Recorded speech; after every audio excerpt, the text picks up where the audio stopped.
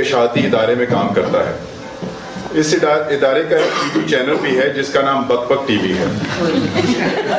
ایک روز اس کا فون آیا کہ میرے نام 2 عدد دعوت نامے بھجوائے ہیں.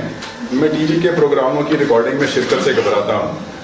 دعوت نامہ دیکھا تو بک بک ٹی وی والے اپنی معروف و مقبول مارننگ شو ناچو پاکستان ود رقصم بلوچ کی ریکارڈنگ میں ہماری باعث مسرت شرکت کے متمنی تھے. رقصم بلوچ صاحبہ سے میری پرانی یاد اللہ ہے یوں ہے کہ جب انہیں ٹی وی پر دیکھتا ہوں تو خدا یاد آ جاتا ہے. اچھی خاصی حسین خاتون ہیں. خواتین کی کشتی کی طرف محترمہ کو دیکھنا انہیں سننے سمجھنے سے کہیں زیادہ پرلطف ثابت ہوتا ہے. اہلیہ سے پوچھا تو ان کی جانب مثبت جواب پایا. باہر کیف چند دنوں بعد ہم دونوں صبح 5 بجے پاؤ پھوٹنے سے پہلے بک بک ٹی وی کے اسٹوڈیو پر موجود تھے.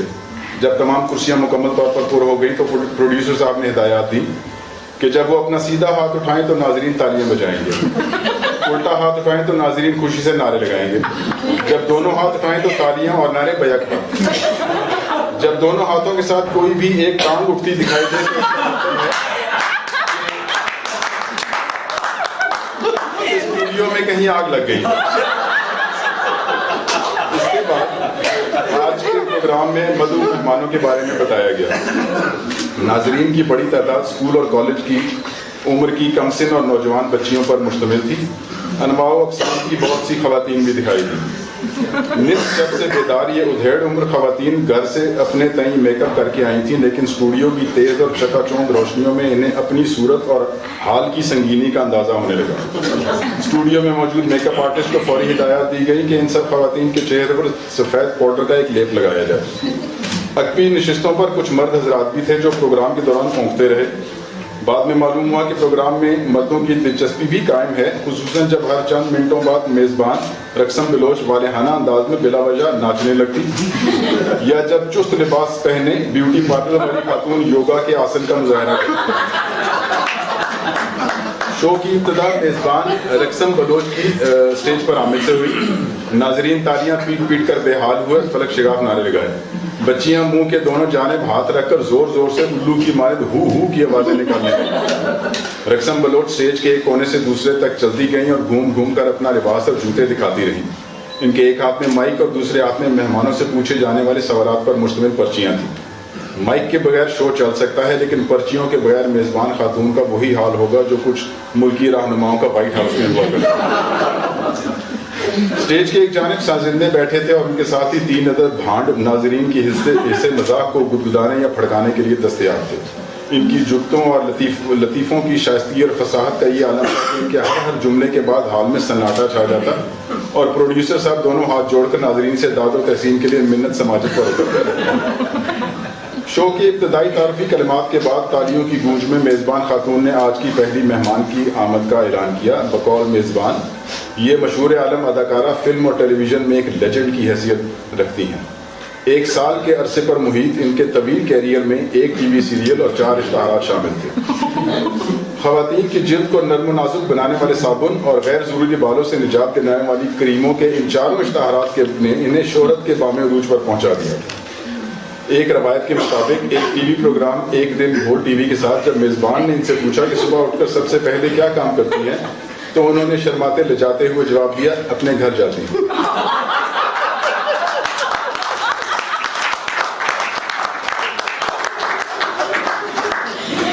مردوں میں انتہائی مقبول ہیں. ان کے اسٹیج پر آتے ہی دونوں خواتین بارفتی کے آلے میں ناچنے لگی. چند لمحے ناچنے کے بعد دونوں بیٹھ گئی اور گفتگو شروع ہوئی. اداکارہ نے اپنی کامیابیوں کی حقیقی وجہ اپنے والدین کی دعائیں بیان کی, جن کی بنا پر آج وہ 2 کروڑ کی لینڈ کروزر اور ڈیفنس میں 5 کروڑ کے بنگلے کی مالکہ ہیں.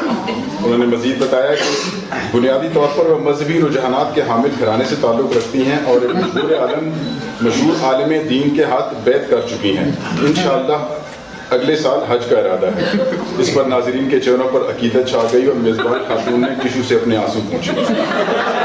قوم کے نوجوانوں کے نام اپنے پیغام میں انہوں نے کہا کہ ایک بھارتی جریدے کے سر ورق پر شائع ہونے والی ان کی تصویر کو بنیاد بنا کر ان کی کردار کشی کرنے والے سے ہوشیار رہیں. حفظ ما تقدم کے طور پر انہوں نے اس جریدے کی ویب سائٹ کا ایڈریس بھی بتایا۔ اب متعدد بیماریوں کے ماہر ڈاکٹر صاحب کو بلایا گیا۔ ناظرین میں بوڑھے اور عمر رسیدہ افراد متوجہ ہوئے۔ ڈاکٹر صاحب شہر میں بہت جانے مانے جاتے ہیں۔ ابھی چند روز قبل ہی ایک اور ٹی وی چینل پر دکھائی دیے تھے، تاہم اس چینل میں ڈاکٹر صاحب آگے تھے اور پروگرام کرنے والا شخص مائک اٹھائے سر عام ان کے تعاقب میں بھاگ رہا تھا۔ اطلاع تھی کہ ڈاکٹر صاحب کے کلینک میں دیوار پر نصب ڈگری پر قومی ادارہ صحت برائے حیوانات درج تھا۔ ان کے کلینک سے برآمد ہونے والی ادویات اور انجیکشنوں پر بھینسوں، گایوں اور بکریوں کی تصاویر بنی۔ نام کے ساتھ MBBS لکھتے ہیں، تاہم بہت کم لوگ جانتے ہیں کہ یہ ماہر بھینسوں و بکریاں و سگا کا مخفف ہے۔ ان کے آتے ہی میزبان خاتون نے انہیں ناچنے کی دعوت دی، لیکن ڈاکٹر صاحب نے اپنے ٹخنوں میں درد کا بتا کر معذرت چاہی۔ اس پر میزبان خاتون اور مشہور اداکارہ نے ناچنے پر اتفاق کیا۔ بعد ازاں میزبان نے عمومی صحت کے متعلق چند سوالات کیے۔ ڈاکٹر صاحب نے انتہائی متانت سے جواب دیے۔ ہر جواب کے آخر میں ڈاکٹر صاحب نے اپنے نئی کلینک کا پتہ بتایا۔ اس کے بعد جیسے ہی رقصم بلوچ نے اعلان کیا کہ ڈاکٹر صاحب ناظرین کے سوالات کے جواب دیں گے، تو ایک صاحب اپنی نشست پر کھڑے ہو گئے اور اپنی قمیض اوپر اٹھاتے ہوئے اپنے بالوں بھرے پیٹ کے اخارے کے بارے میں پوچھنے لگے۔ اسٹوڈیو کے عملے کی جانب سے فوری کارروائی کے بعد ان صاحب کو واپس بٹھایا گیا۔ اس کے بعد حکمت کی دنیا کے ایک عظیم حکیم صاحب کو دعوت دی گئی۔ حکیم صاحب قسمت کا حال اور ستاروں کی چال بتاتے ہیں۔ فلمی ستاروں کی چال چلن کے بارے میں ان کی قابلیت زبان زد عام ہے۔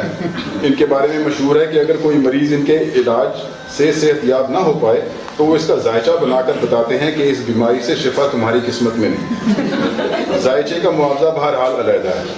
میزبان خاتون اور مشہور اداکارہ کے ساتھ اپنے استقبالیہ ناچ میں بھرپور شرکت کے بعد انہوں نے بتایا کہ حکمت اور قسمت انہیں وراثت میں ملی ہے۔ مشہور اداکارہ کے اپنے مستقبل کے بارے میں ایک سوال کے جواب میں حکیم صاحب نے ذائچہ کھینچا اور بتایا کہ محترمہ کو اس سال کے آخر میں صرف بالغوں کے لیے ایک بھارتی فلم میں اداکاری کی پیشکش ہوگی، اس لیے محترمہ کو پاکستان میں رمضان ٹرانسمیشن میں صرف پروگرام کی میزبانی کا منصوبہ اگلے سال تک موخر کرنا۔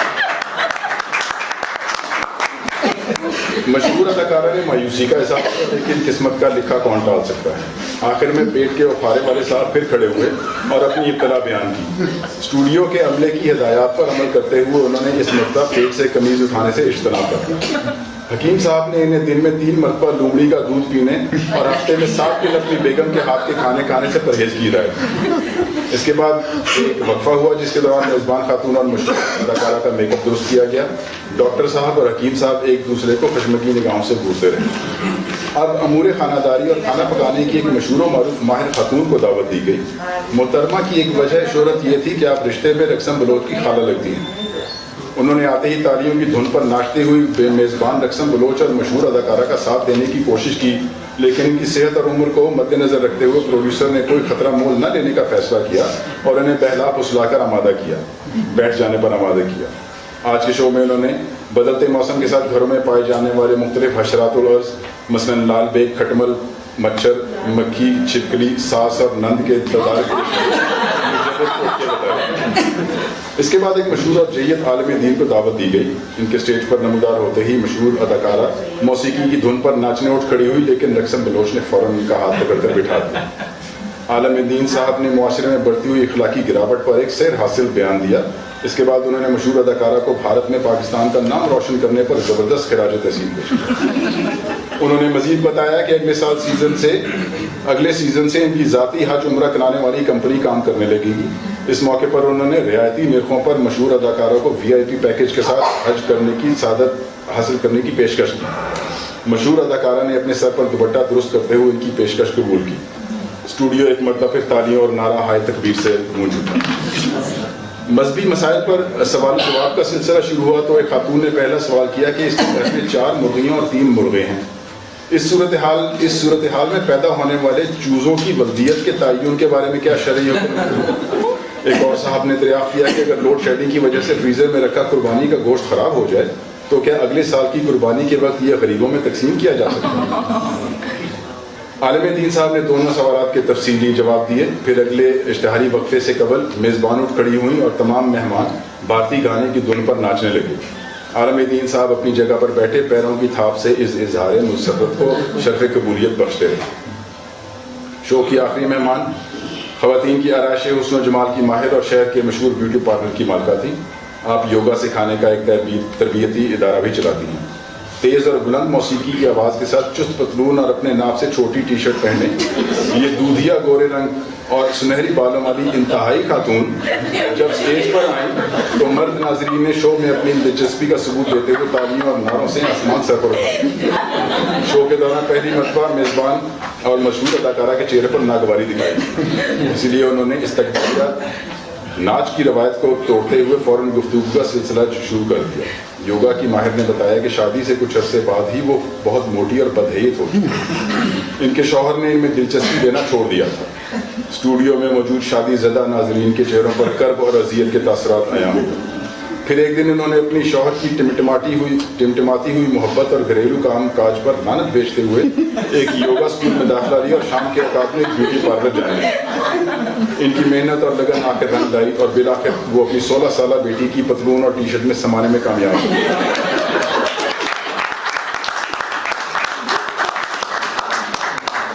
انہوں نے فخریہ بیان کیا کہ اب جو لوگ ان کی بیٹی کے رشتے کے لیے آتے ہیں وہ انہیں پسند کر جاتے ہیں.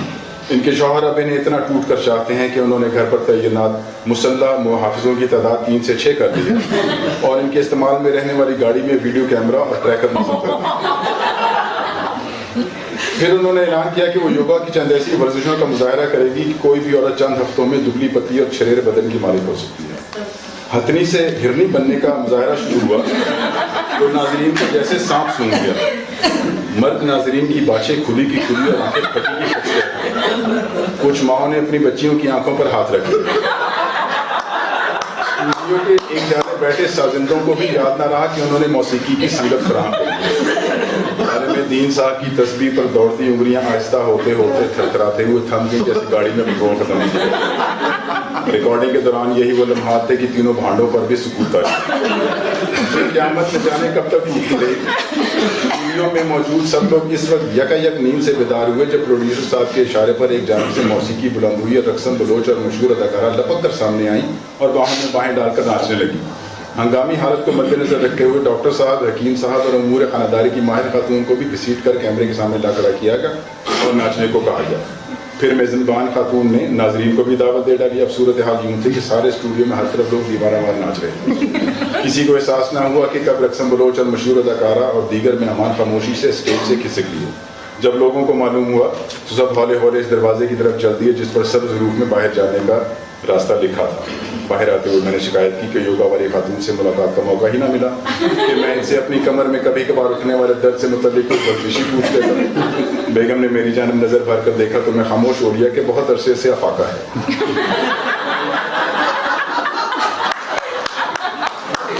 انگریزی زبان میں سانپ کی بل میں ہاتھ ڈالنے سے متعلق ایک بھلا سا مقولہ ہے, ابھی ذہن سے اتر رہا.